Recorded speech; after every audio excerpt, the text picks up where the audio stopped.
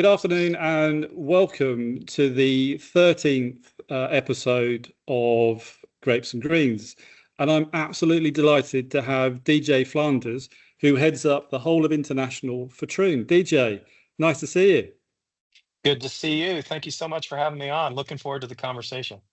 Our pleasure. And this is actually our first virtual episode as well. We normally do face-to-face, but we couldn't quite get the budget to come and see you in Dubai, unfortunately. But next time we'll definitely come over, or somewhere exotic where you've got a true international venue.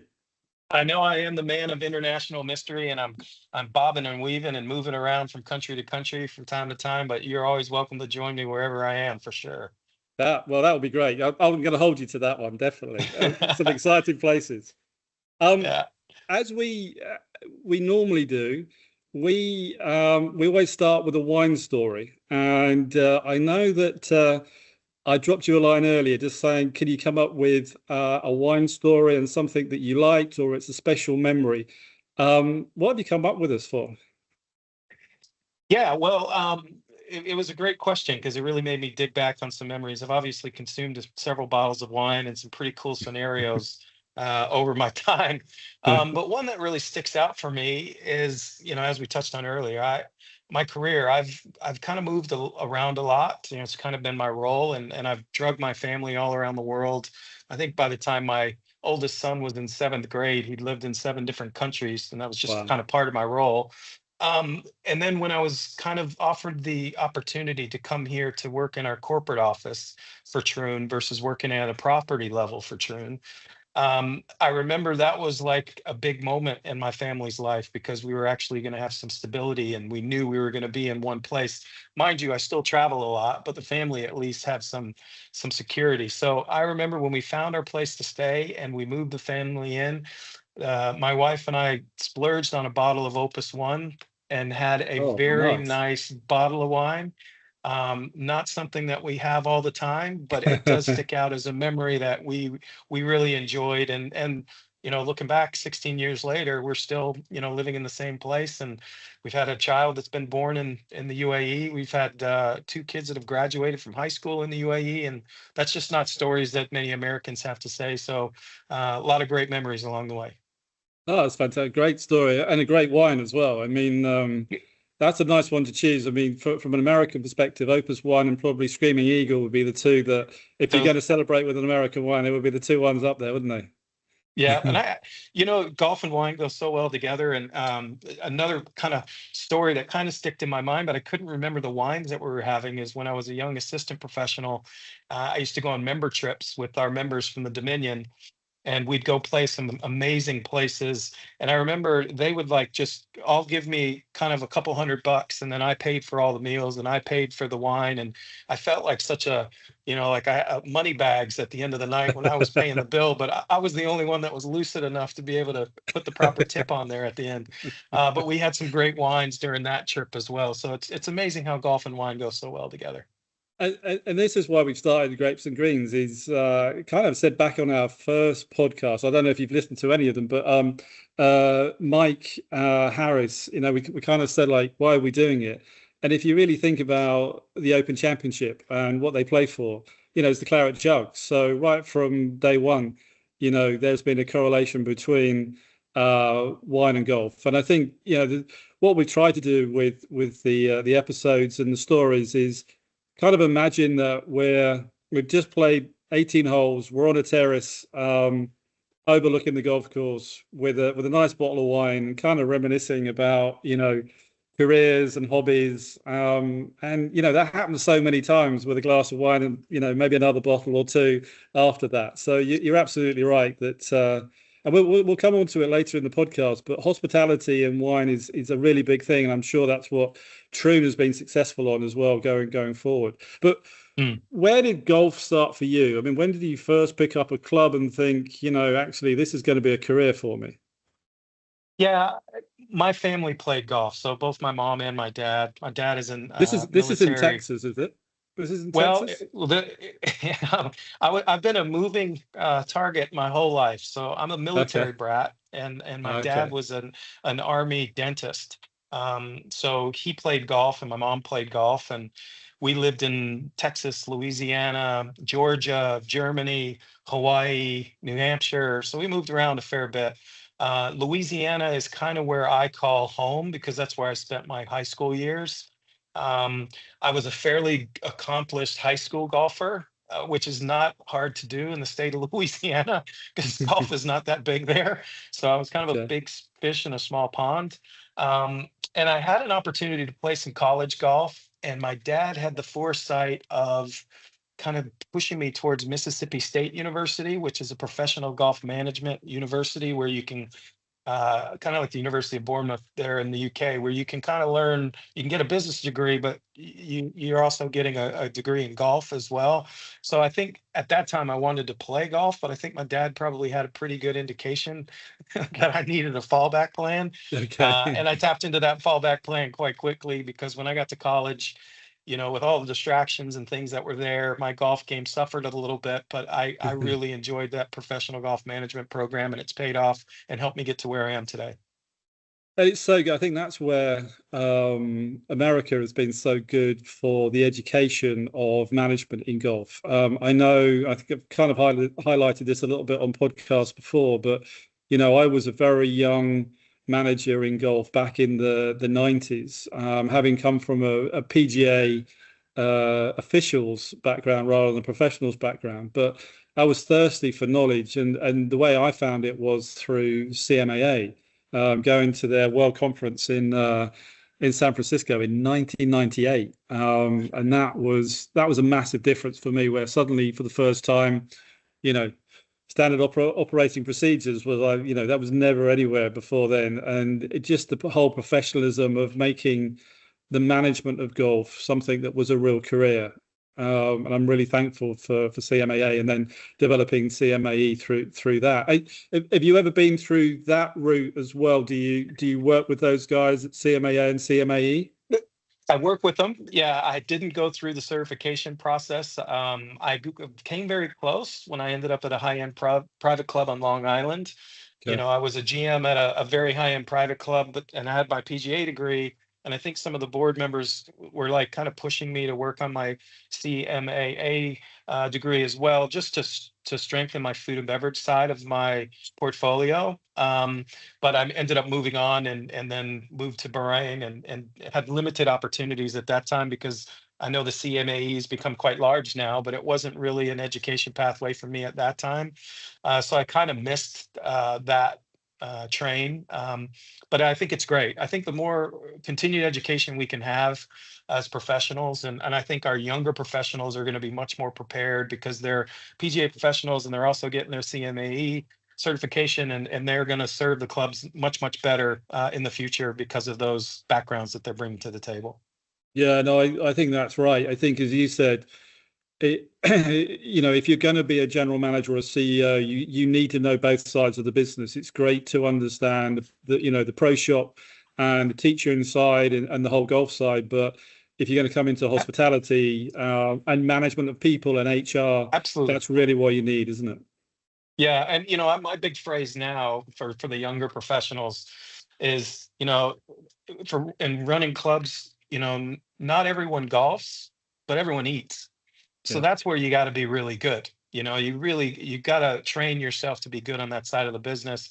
And I think more and more golf operations are diversifying off of golf and becoming more community centers and food and beverage areas and really thriving. And you look at the clubs here in the UAE, they really thrive because they're good at their non-golf business. Yes, Yeah. the golf is that core piece, but they're really good at concerts on the driving range, picnics on the driving range, weddings or dog events on the grass, to bring in the community. I mean, it's amazing how much everything has evolved, since I was a young professional. It truly has become much more hospitality focused. Yeah, very much so. Kind of comes on to my first real question is, obviously it was the right decision for you to join Troon. But how do you think why did you choose Troon, and how do you think it has been able to develop your career, from a young assistant really as you joined, and now obviously in the position you are in today? Yeah. Back then, when I started Troon, which was, geez, 26 years ago, so pretty much right when I came out of college, I did work at a couple different facilities before going to Troon, but back then, that golf management model was non-existent. So I really didn't know what I was getting myself into. Um, but what I learned when I got with Troon, back then they had 10 properties, is I saw the opportunity for career advancement. I was working at a couple private clubs before where I could be an assistant professional, but there was a first assistant, then there was a head pro, and then there was maybe a director of golf, and all of those people would have to leave or retire before I had an opportunity at their job. That old high-end private club model in the US. And I was not that patient. And when I ended up joining Troon at La Cantera in San Antonio, Texas, I saw very quickly that the company was growing. And if I really buckled down and learned as much as I could, there was a career advancement as long as I was willing to move. And keeping in mind, I was a military brat. So all I did my whole life was move. So moving was pretty comfortable for me. So it ended up being a really great decision. I would not be where I am today if it wasn't for Troon. Um, I don't think I would have I know I wouldn't have gotten the international experience. Working for Troon gave me the ability to work outside the US at some pretty incredible properties and work at many countries, and now work my way into the corporate office. And I just don't see myself having that career path if I'd have just stayed the traditional country club model in the US. Yeah, no, absolutely. And Troon, to me, from an outsider, I mean, I worked with Bruce Glasgow when he, you know, Superstar. we were I'm trying to think when I first met Bruce was probably when I was at St Andrews. I think you would have come to one of the opens, and then got to know him well at CMAE events and CMAA events, and then he came and did some work with us at Loch Lomond as well. Kind of understood the Troon philosophy and professionalism, and what they were trying to bring to the customer was always really impressive and kind of difficult, in a sense that, especially I mean, you've moved a lot around. People can move a lot in America, but you've moved a lot around the world, and people were very different. Languages are very different. People's perception of golf is very different as well, and also hospitality. Must be quite hard to sometimes manage those expectations coming from an American company and trying to deliver that ethos to people who really don't understand the country club ethos. Yeah, great question. I'm glad you brought up Bruce, because Bruce was a big impact, and still is to this day, on my career. He was kind of my first VP of operations. And he's the one that steered me into the opportunity to work in Japan and kind of pulled me into the international division, because he was overseeing that division at that time from our office in Australia. But to your question, yeah, I learned very quickly when I got out of the U.S. In the U.S., we pretty much had what I would call a McDonald's model of managing our golf courses, where you could pretty much go into every club and almost do the exact same thing and be successful with it. As you said, there's not too many variances in the U.S., maybe some temperature variances here and there, but culturally, there's just not too many changes. So it was very easy to use that kind of McDonald's model on how to run a golf course at a high end. I learned very quickly with my first assignment in Japan, where I was a GM over 5 golf courses, that McDonald's model is non-existent. But what I learned to do was become a very good listener. I learned to understand the culture. I learned very quickly that the way we do it in the US can be a negative connotation. Sometimes the cultures don't want to hear that. So I would have to learn to take an idea that Troon had, or a standard that we had, and I would have to kind of make it the standard of the facility versus saying this is a Troon standard. I would say this is a Phoenix Sagaya standard, which was the name of the facility that I was at in Japan. And then you could get the staff to buy into that a little bit more, because it meant more to them for it to be their standard versus a Troon standard. So I learned to be very adaptive. I also learned that sometimes the way we do it outside the US is better than we do it in the US. I had no clue when I went to Japan that all of my golf courses were going to play 9 holes, stop for an hour and have lunch, and then go back out and play another 9 holes, and then come and have dinner in the evening. And I'm sitting there thinking, oh my gosh, this is a nightmare. We should be playing 18 holes. We shouldn't be stopping and having, food and beverage in the middle of our round. But then when I started looking at the numbers and seeing that the revenue that our food and beverage operations were driving, I'm like, well, wait a minute. Maybe the Japanese are onto something here. Why would I change this?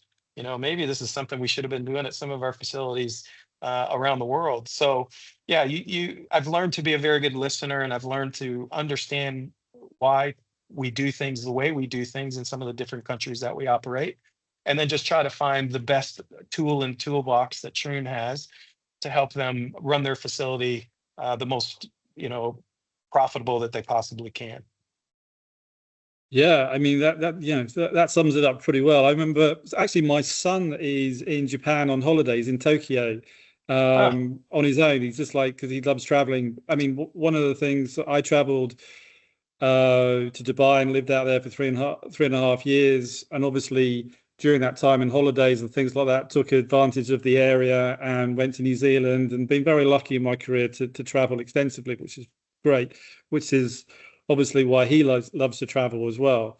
But you're thinking in Japan, and I remember when I worked at St Andrews, Peter Mason, who looked after all our licensing contracts, had to go to Tokyo, and this is like early 2000s, probably 2002, and he said he got off the tube and suddenly realized that there's nothing that he really realized where he was going or where he was, how to get there. And then back in those days, English. It wasn't just a Google it and find out where I am, so. And no translator apps. It's hard. Yeah, exactly. It's, and that's why I take my hat off to you and to others who work abroad. And actually, I think my time working in Dubai as an expat, when I came back, when CVs came across my desk, were, where have you worked abroad? Because if you've worked abroad, you've had to be outside your comfort zone. And a lot of the people we've had on the episodes have highlighted, working outside your comfort zone can actually be a good thing if you embrace it. And you probably have to concentrate harder. And so therefore you try and learn quicker and develop and adapt and hopefully be more successful because of it. Yeah, no, absolutely. And you become a good listener. I've definitely learned how to be comfortable being uncomfortable. I think I've gotten to the point where if I'm not uncomfortable, I get a bit bored. I like being challenged. Yeah. I love, we just recently did due diligence in Vietnam for 2 golf courses for a client. And you go in and you have to learn about the market. You have to learn about the cultures. You have to, I find myself a lot more educated about the game of golf because you have to do your homework to understand how to turn these facilities around. And that was my role with Troon, as I was the turnaround GM. I would go and turn around a facility, bring it up to Troon standards, move it towards profitability, and then they would move me on to my next challenge.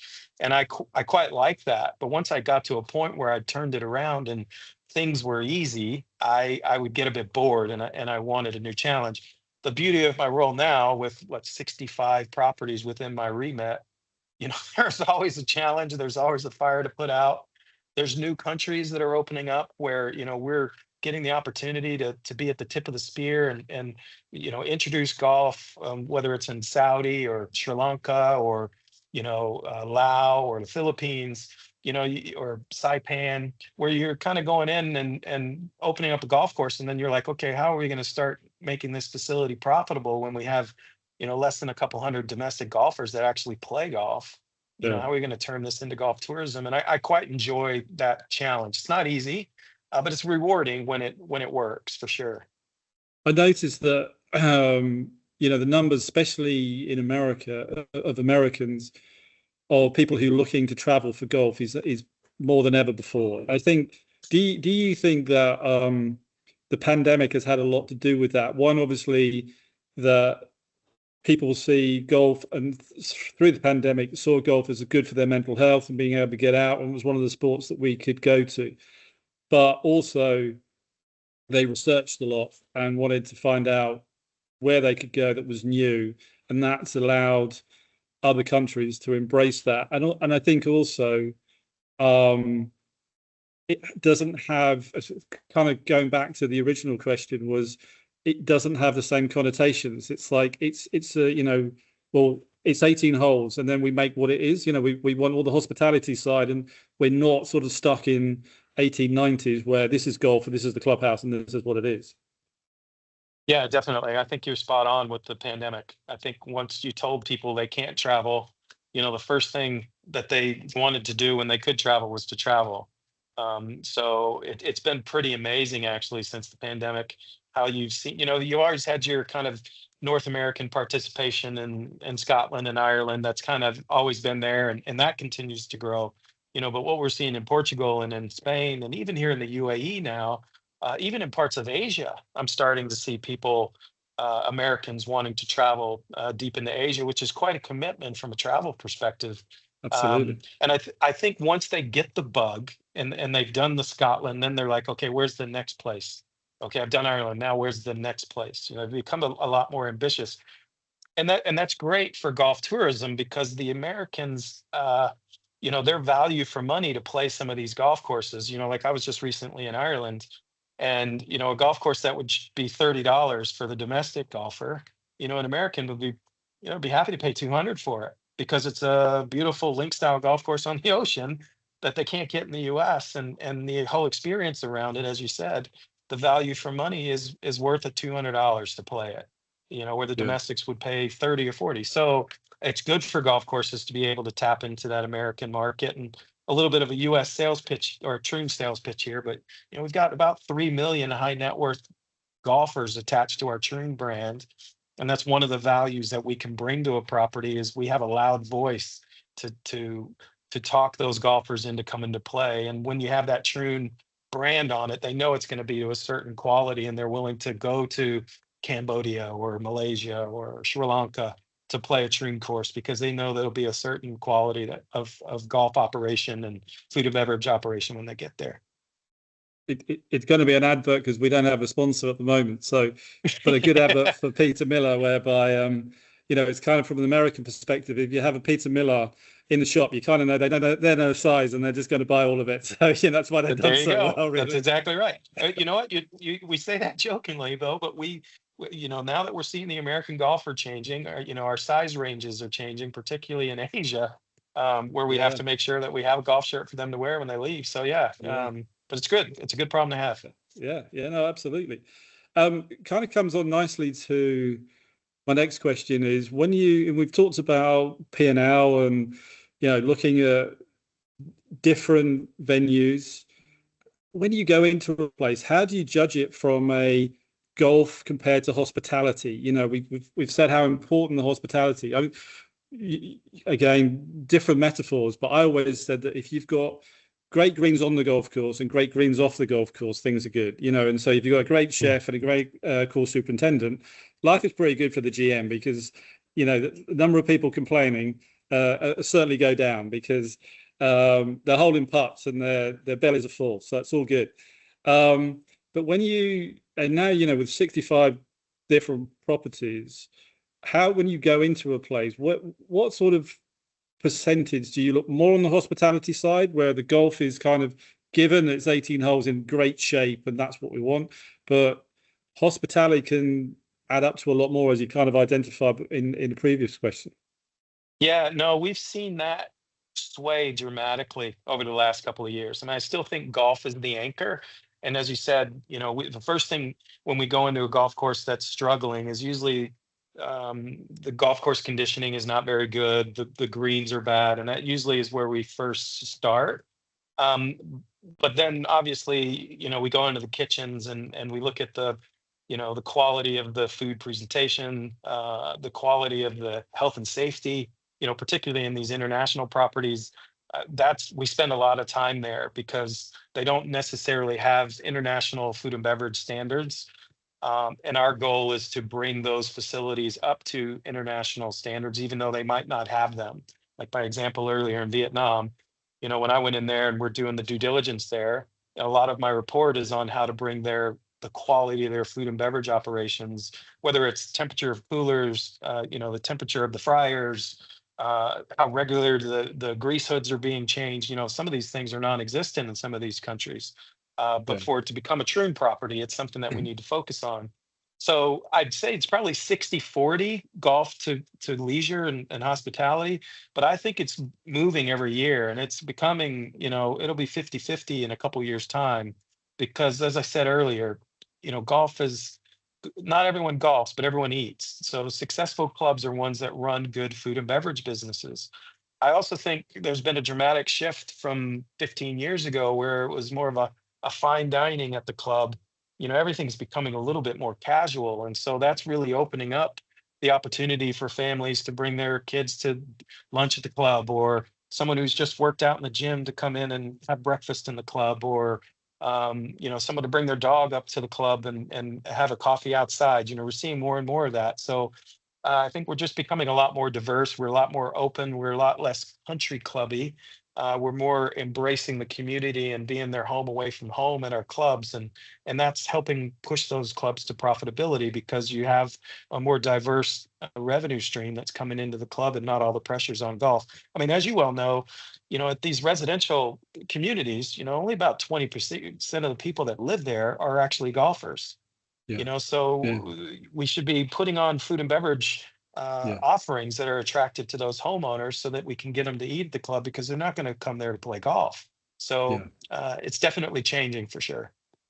How does that then impact on staffing and training? Because again, with all those venues, all that property, how do you look about getting the right people to come and work for Troon? How do you encourage them? Because that's the hardest part, isn't it? One from a Yeah. financial perspective, but also from an understanding and a training perspective.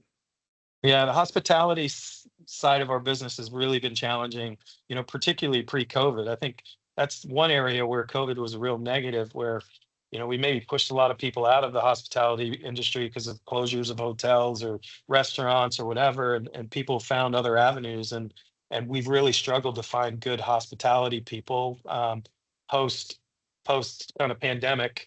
We've had to go a little bit younger. We're working with more universities. We're finding some very talented people that are coming in, but they're not as trained, as you said. So we've actually created an F&B certification program now, both in the kitchen and front of house that we roll out from a Troon perspective so that we can make sure that everyone is properly trained. And that has been a very successful program. We're seeing the younger people, they want to learn, they want to be trained, they want to obtain a certification.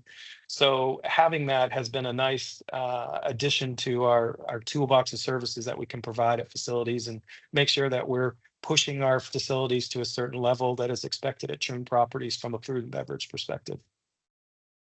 Just coming back to our headline, which is Grapes and Greens, how much emphasis do you see wine? Coming back to your wine and golf connection, are you embracing the local wines? Are you or do you? How does that work from a food and beverage standpoint? I'm just curious, really.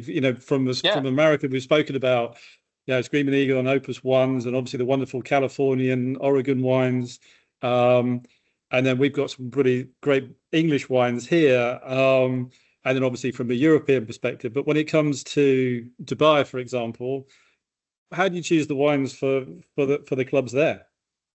Yeah, I mean, you really have to look at what's available in the market, and it really and you're trying a lot of wines. We do have pretty strong partners in the wine business in North America where we'd love to tap into those relationships, but some of them are not distributed here. So I find myself probably tasting a fair bit of, I put my hand up for it actually when we do the wine tastings, and it's evolving. You have to constantly look at what's new on the shelf and what's arrived and making sure that you're staying up on the latest and greatest of what the distributors are bringing in. It's definitely becoming more of a wine culture. I think the whole approach to adult beverages, as we would say here in the UAE, is much more open. I think maybe when you were here, it was, we all had a punch card if we were Yeah. living here, that we could Yeah. buy our wine from the bottle shop, and those bottle Yeah. shops were pretty much speakeasies.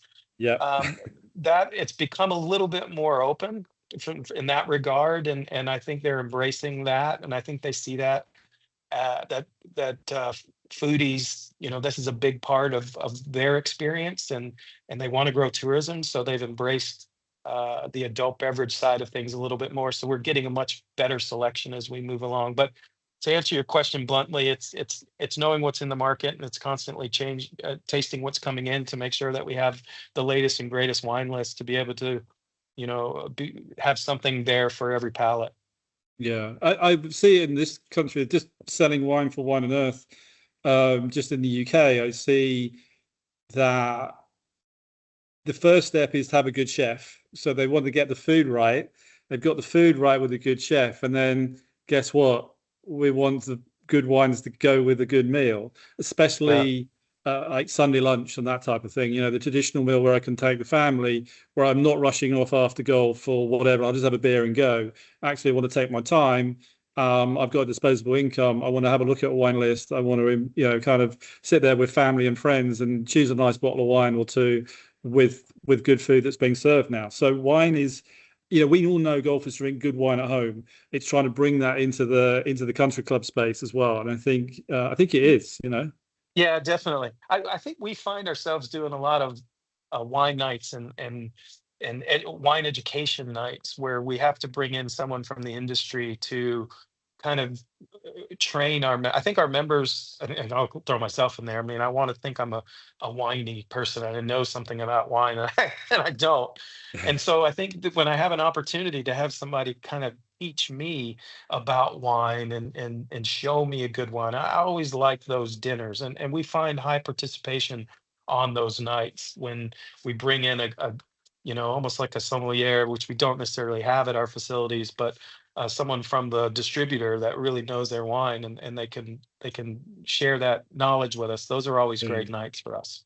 I think that's where we've been successful. We've moved from like 4 clubs when I joined to 25, and I think it's the training of staff, to be able to sell the wines first and foremost. So we've got a meeting on Friday to become a wine and spirit education trust venue, so that we can actually bring in our clients' staff to be actually trained. And as you going back to your point, they get a certification. So it's not just about the money. It's about actually, if I go and work at these golf clubs, I get a stamp of authority and I get to learn about wine, which is pretty cool. Yeah, no, I think they'll love that. I think when Yeah. you can educate and they can sell with confidence and be able to explain it, there's nothing worse than, why is that bottle of wine so expensive? And the person's trying to explain it. You just can't. But if they Yeah. are able to educate them on, well, it came from here and it's from this vintage, and tell the story about it, it builds confidence with the person that's purchasing it. So Exactly. that's a great strategy for sure. Yeah. So it's great. The other question I was coming to, with obviously your Troon hat on, but you must have come across, both in the States and also on your travel, some really great operations, either from a single venue or a company that has multiple venues. Who do you learn for? Who do you benchmark? I mean, obviously Troon is massive. It has, worldwide status, but there are some really good operators there, and you must at some point, kind of look at them and kind of go, wow, we'll steal that idea. That's pretty cool. Yeah, I mean, look, there's a lot of good operators out there, but I think what the Kohler guys do and the Cabot guys do, and even the Discovery Land, and they've got some new stuff that's coming into this region. They're really pushing the bar on quality and consistency. And as I said, being able to deliver that value for money at a pretty high price, but they deliver on it. And so there's a lot of really good operators out there that are doing some pretty cool things. And, Kohler and Cabot and Discovery Land definitely come to mind. Yeah, it's interesting you mentioned Cabot. I was with a couple of people who went to Cabot Highlands.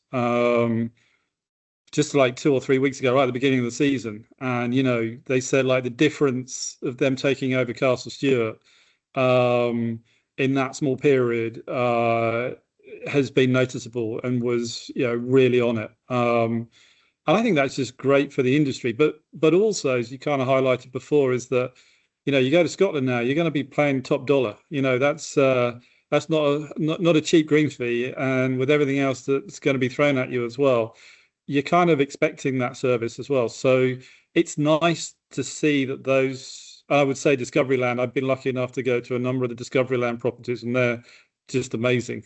Just fantastic service levels, both on and off the golf course. And I think their halfway houses are always, the ones to be judged by, aren't they? Really? Yeah, absolutely. I mean, it's just, and as I said, the value for money is there. I mean, how many people play Pebble Beach and pay 500 plus $600 and come away complaining about it? They don't, because the experience that they get, both from the quality of the golf course, the layout, and the service they get around it, it's worth the value for money. So I think the operations that are able to put up great experiences like that and charge for it and deliver on it are great stories, and they definitely do that. Well, I don't know if you've had the opportunity to play Loch Lomond. Have you been over to? I've been to it, but I haven't had an opportunity to play it. But yeah, what a great facility that is. It was great, and the staffing was great, and when the sun shone, which wasn't very often, but when it did, it was probably one of the most beautiful places in the world. But it's kind of, you talk to the majority of the members, the quality of the golf course was kind of expected. The other bit was what they really wanted. They wanted to know, and we mentioned him a couple of times on the podcast before, but Willie Henry in the locker room, he's one of the guys that makes Loch Lomond. Everybody goes like, "Oh yeah, Willie, the guy in the locker room was brilliant," and it's those kind of personalities across. I'm guessing you're always looking for those as you go into clubs. It's like, who's my man guy that we can always go to, and like he's going to create the character of this place. Yeah, it's so true, and it's about it's, as you said, it's a personality, and a lot of times, when you go in and you're turning around a golf club, it's not always about reinvesting. Sometimes it's about improving your attention to detail and improving your engagement, and having more people front of house than back of house. I always, the story similar to what you just said, but from a U.S. perspective, was the guy who made the milkshakes at Castle Pines. Everyone used to talk about those milkshakes at Castle Pines. So when a high-end private club opens up in Scottsdale, Arizona for the elite called Whisper Rock, which I don't know if you're familiar with. I do, what do they go do? They go get the milkshake guy from Castle Pines to work in their locker room. And then you can charge whatever you want for your membership. But and the other thing about Whisper Rock that I always tell this story, and you touched on it earlier about halfway houses or turn houses on the golf course. Sometimes it doesn't have to be rocket science. At Whisper Rock, they give you crusties, which is a peanut butter and jelly sandwich that is kind of pressed around the edges. And people just, all they talk about is the peanut butter and jelly sandwiches at Whisper Rock. Sometimes just less is more, but just being able to have that consistency is what it's all about. So yeah, no, it's just the little things that set you apart from the norm, and everybody tries to copy things, but that's one little thing that one little thing or one little person that makes the difference. And value for money, no one complains about this, that, or the other. If they feel they got value for money, they could pay. I mean, we're lucky enough that we probably know, as you mentioned before, you've got a lot of high net worth customers and members of Troon, and they've got the money, but they also know the value of money, and if they don't complain, they don't worry about it because it's all good. But I'd rather afford it and enjoy it. Absolutely, it's so true, so true. So travel around the world. Troon is growing. There's lots of things happening, both on and off the golf course, with so many different things, be that retail, be that hospitality, as we've said. Where do you see the industry in kind of 5 years, and where do you see Troon adapting to that in 5 years' time?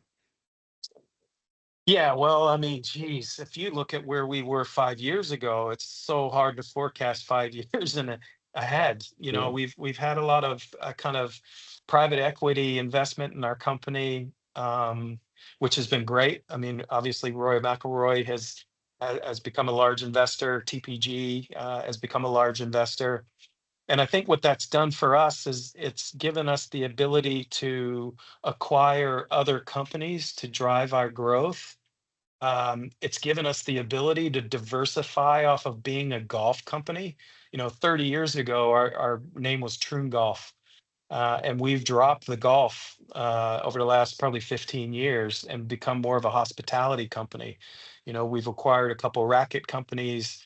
We've required a food and beverage management company. As we've talked about on this podcast, how hospitality has become a big part of our business, and we realized we needed to get a lot better in the F&B space. And no better way of doing that than hiring or buying a food and beverage company that can really push us on our standards and our training and our quality, both back of house and front of house in the food and beverage side of things. So I would think that you'd see more and more acquisitions and us becoming much more hospitality focused. Um, we've recently acquired a company that manages communities. So we manage a lot of the golf inside the community, but we don't necessarily manage the community. Well, now we have the resources where we can manage the whole community for an owner too.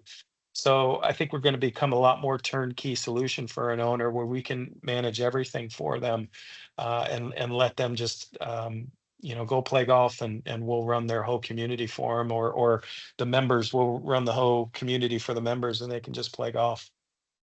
Yeah. Um, Good friend of mine is Dan Costello. Obviously, you've got Caddy Master as well. And Dan, I was chatting to him the other day and trying to get him on the podcast, but we're going to wait until next year because he's going to come over, and yeah, he's got a new venue. I'm not sure if I can say it or not, but and Caddy's is going to be a big part of, I think, service going forward, and also for the community, it's really big. I mean, I was a caddy. I'm sure you probably were a caddy at some point as well. I Yep. enjoyed caddying, at my club, and you learn so much from that. But it's also experience. And again, when I was at Loch Lomond, we used to play two men. The director of golf and myself used to play two members. Lyle Anderson, who was the owner when I went there, was like, "We've kind of chosen you because you're the golf guy." And we wanted you to get to know the members and feel like the members can come and see you and all that kind of stuff. So we came up with this competition where every Friday through the summer, where when we could, was we'd take on two members, and you had to play all the way through to 18. And the guys who beat us the most at the end of the year won the GM putter. And you can imagine we played with some very interesting people, all pretty much alpha males, and they wanted to win. Yeah. But we also said that we had to have caddies.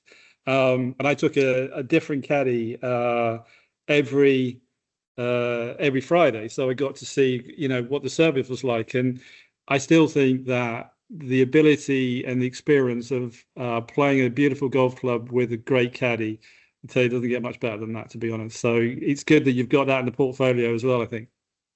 Yeah, I should have mentioned Caddy Master, He'll, because he'll that kick was a you for nice acquisition. that. I know, and Dan is a rock star. Yeah, and I tell you, as we start to venture more and more into Asia, I'm seeing the need to engage with Dan and his expertise more and more, because obviously Yeah. caddies are a big part of the Asian golf experience. And that's an area that we can improve our training and quality standards and language standards, particularly if we're trying to embrace that Western market, where when we get in there, that's part of one of our big strategies. So I can see us working with the Caddy Master guys to really work on how we're going to improve the quality of caddying. I'd also say, in this market, I think you're starting to see more and more people discuss if we're going to tap Asia, and that's a big market for us. There's 6 million high net worth golfers in Korea alone, Seoul, that can't play golf half of the year because of weather. If we're going to attract them here to the UAE, we've got to have caddy programs. And I Yeah. think you're probably going to see a little bit more diversification here, of more people trying to introduce caddy programs in this market, because we're getting at compaction in the UAE. There's a lot of golf courses doing really well, 50,000 rounds. Where's that next level? And I think caddy is going to be a big part of that conversation as we move forward. So It'd be interesting to see how that changes in the next couple of years, particularly in this region. But completely agree with you about the value of a good caddy and how that it enhances an experience. Yeah, absolutely. That's great. We ask just a couple of final questions. We always ask our guests, if you won the golfing lottery, any money you like, but you have to spend it on golf, what would it be? How would you spend that money? And I always thought it would just be, oh, we've got to go to Augusta and play Augusta, but a lot of people have come up with some very interesting things. So I'd be interested to see what you think. You know what? I would love to build a Torrey Pines golf course. Just a daily fee, open to all, but really, really good golf course that we could find a way to keep the fees manageable. Or Bethpage Black. One that's open to everyone, but the fees are reasonable and allow people to be able to enjoy the game and play these marquee facilities for a reasonable price, versus having to pay a 500 for Pebble Beach. They could pay 50, 60 to play a really good golf course, ocean views, and an experience that they walk away beating their chest about and feeling good about, but at a reasonable price. I would love to have that ability to do that one day. It'd be pretty cool. Yeah, no, I like Mm. that. And then one last golf game. Where would it be? Who would you play with, and why? Yeah, I mean this was a tough one. There's so You've many been to so different many ways that places. there's so many, I know, there's so many different ways that I could answer this, but I'd probably, my family plays. So my wife is actually the talent in the family. She worked for Troon before I did, in the retail space. So she's the golfer. My oldest son, who graduated from Clemson University in the U.S., and is now working for Troon in our Birmingham office in our finance department. So All right, very there's good. 7 degrees of separation within Troon. And then my youngest, who just graduated from high school and is going to go to school in the UK as a golfer. But I would probably say if I could take the four of us and we go play maybe Cypress Point or Augusta National, and have a foursome with those guys at a marquee facility like that, that would be my ideal round of golf for sure.